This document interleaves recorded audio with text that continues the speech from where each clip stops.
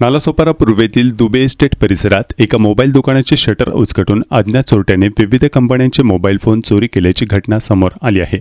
या प्रकरणी तुलिंज पोलिसांनी अज्ञात आरोपी विरोधात गुन्हा दाखल करून तपास सुरू केला आहे।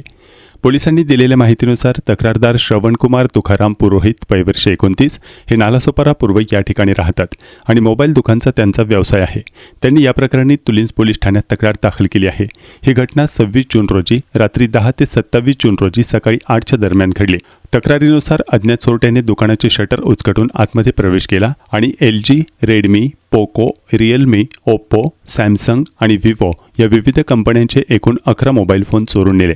चोरीस गेलेल्या मोबाईलची एकूण किंमत सुमारे 25,000 रुपये असल्याचे सांगण्यात आले आहे। घटनेची माहिती मिळताच पोलिसांनी घटनास्थळी धाव घेऊन पंचनामा केला।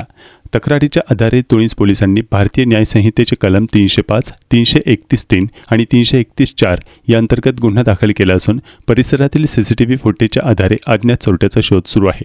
या प्रकरणाचा पुढील तपास तुलिंज पोलीस करत आहेत।